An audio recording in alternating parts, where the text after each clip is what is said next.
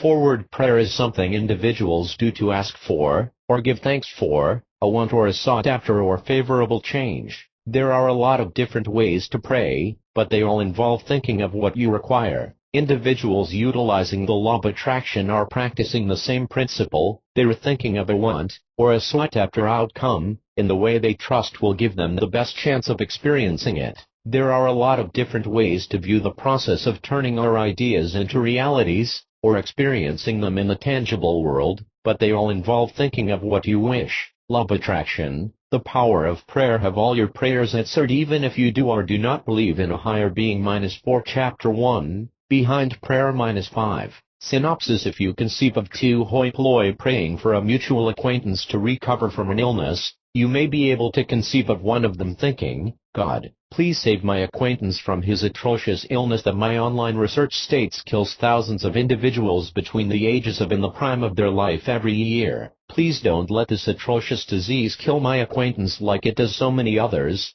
However, may you conceive of the other friend merely envisioning himself having fun with his acquaintance, feeling thankful that the acquaintance was cured. -6 Think of it this way: both of these individuals think they're praying for the acquaintance to recuperate, but the first friend is truly centering on the issue. They both wish the same thing, but only one of them was thinking of it. It's too simple to think of the batch of bills instead of thinking of how thankful you feel having paid them off all in full. If you joke and think to yourself, "Oh, right, I would like to see the day all my notes were paid off," then you're getting a first-hand look at the reality of your fundamental beliefs. You think in debt, and you will remain there as long as you do. There are two fashions to pray for something: by conceiving of the delight and gratitude that comes with the fresh matter, and by bidding away the previous, or foul, matter. In addition to that, individuals utilize the law of attraction in much the same fashion, conceiving of, desiring, dreaming, wishing, and designing for the next fresh experience, or wanting what they do not have, or wishing away what they do have. Whether you name it prayer, or utilizing the law of attraction, centered thought will always bring about results. The content of your views brings forth the content of your consequences, and the nature of your ideas,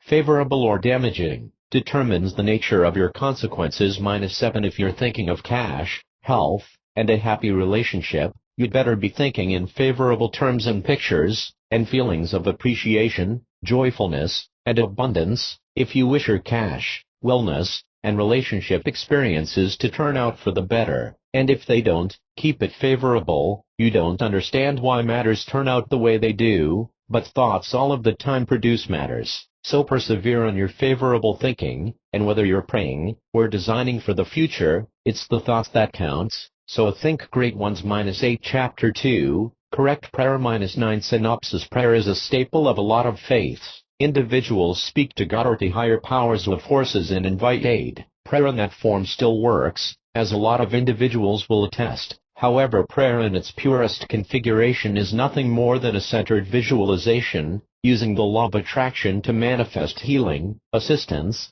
counsel, or to affirm appreciation. Let's consider the ways in which we may utilize prayer to manifest our wants. 10 Do it right. When considering prayer specifically for the purpose of evidencing things, we are discussing a centered sort of thought tinctured with emotion. When do most individuals pray? When there's upheaval, fear, or other foul emotions that they wish relief from. Individuals likewise pray when they get so enthralled with the thought of having something that they pray with excitement to receive their desire. In both cases, we're seeing hyper-concentrated idea emotions being centered directly on the want, which is already emotionally charged up. An individual praying in this manner becomes a really potent magnet indeed, and will typically succeed in drawing in their want. Attempt engaging in such prayer, no matter your religious belief or deficiency thereof. Whenever you discover yourself concerned, strained, angry, sad, or in a state of deep want over something, by ceasing and literally centering your brain, you put a magnetic pole up to the cosmos, and start pulling your want for freedom from the tension, concern, or the accomplishment of your desire.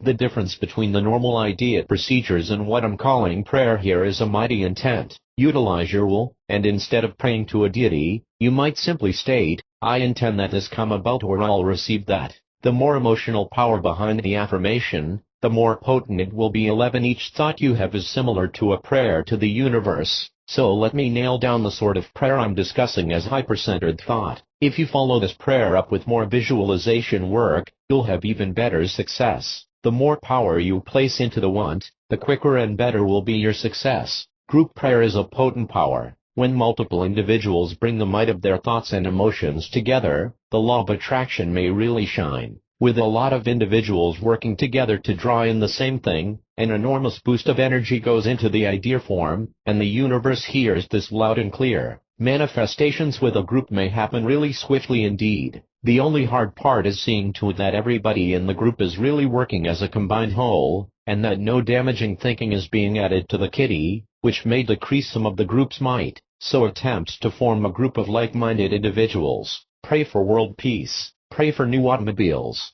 Pray for whatsoever you like. Capitalize on group prayer and bring in a difference to your realities. The work may be intimidating, but the payback will be huge. 12 Chapter 3, Using Your Whole Heart. 13 Synopsis. In order to truly reap the benefits, you must pray or use the law of attraction with your whole heart. 14 Focus. 1. Pick out a word, a hallowed word or phrase, that represents your prayer intention. The centering of the prayer is to consent to deity's presence and action inside your soul and in your life. Pick out a word or phrase that helps you remember that you're accepting divinity's work and authority in your life. For example, your hallowed word may be trust or Abba or hope or God's will be done or acceptance. My hallowed word is freedom. The theme is to be open to what the higher power has in store. To discover a comfy position and place to pray. Where may you pray comfortably for 20 minutes? Attempt not to pray in a place where you'll doze off or be distracted. Shut your eyes and let go of everything occurring inside you, all your desires and yearnings and letdowns and heartaches. Be prepared for misdirections, like images, beliefs, reflections, physical sensations, and unforeseen thoughts. You may consider utilizing aromatherapy in prayer. 3. Utilize your sacred word in your focusing prayer. Whatsoever thoughts or emotions come to you when you pray, lay your hallowed word over them. Focusing prayer is about quietening your mind and utilizing your sacred word to quiet your heart. That's, when damaging, distracting, or persistent thoughts or feelings pop up, repeat trust or acceptance till your brain is quietened once more, and you feel calm and centered on the higher power. To pray with your total heart, remain centered on your hallowed word or phrase, faith or God's will be done. 15.4. Be quiet for a few moments after your prayer. Taking 2 or 3 minutes to transition out of prayer will help you bring the higher power feelings into your day-to-day life. Praying with your total heart like this may help you feel peaceful, fortunate, faithful, and able to accept whatsoever comes your way. 16 Chapter 4, Self-fulfilling prophecy. 17 Synopsis. When you let negative messages occupy or beware, you're producing self-fulfilling prophecies that will slow you down and turn success into failure. You respond to life based not on every situation you face, but on your percept of every situation. Your percept of conditions is produced in your mind. Are you an individual who tends to see things good or bad? 18 Bring what you wish. Why does it truly matter? Negativity draws in negative things. Your life is fulfilling the anticipations you embrace. Will they be the damaging messages, or will you select to live out the favorable ones and be happy, successful, and free? It's an intentional determination to ignore or overwrite damaging messages,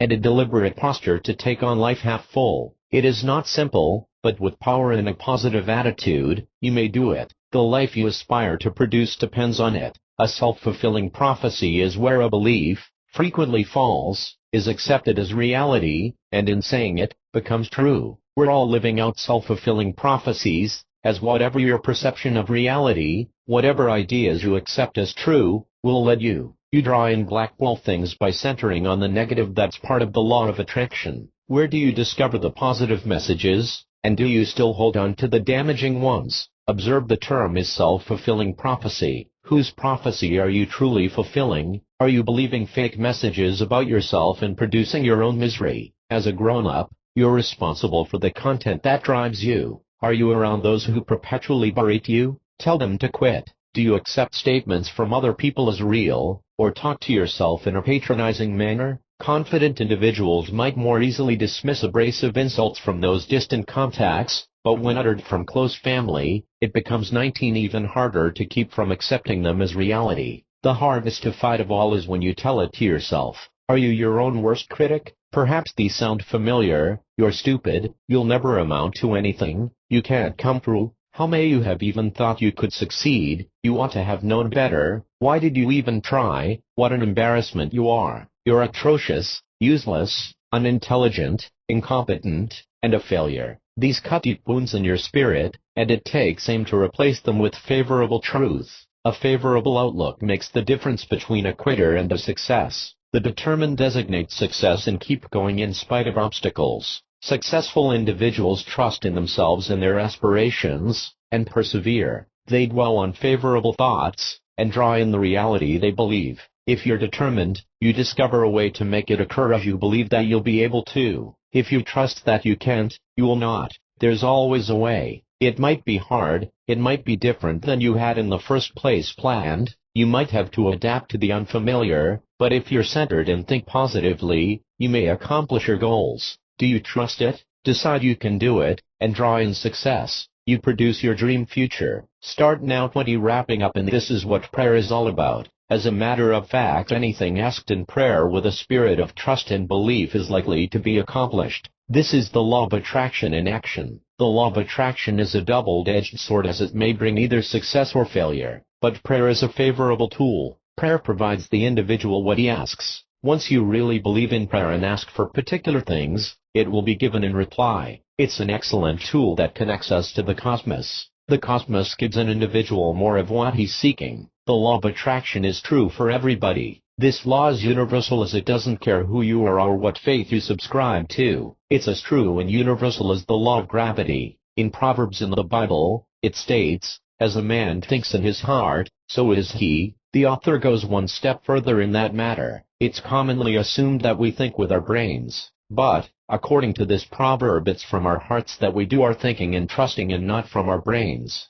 The law of attraction isn't only favorable thinking but likewise faith, confidence and conviction. Commanding the thought processes is the basic principle of many religious practices. In Christianity, Buddhism, Islam and Judaism, the ultimate goal is centering the thoughts towards spiritual ideals. 21 The law of attraction states that if an individual centers on favorable things, they'll draw in great things into their life. If they center on damaging things, then they're likely to perpetuate trouble. This is the root of the law. As humans, we like to center our ideas on great things. That's why we believe in prayers and miracles. The most adept way to pray effectively is to pray with an affirmative attitude. A mighty prayer is one of appreciation, which again is favorable thought. Thoughts and prayers are ruled by the law of attraction. To trust that everything works for our greatest good, we have to trust in the universal law of attraction and prayer, which works through us and utilizes our experiences to enlarge our awareness.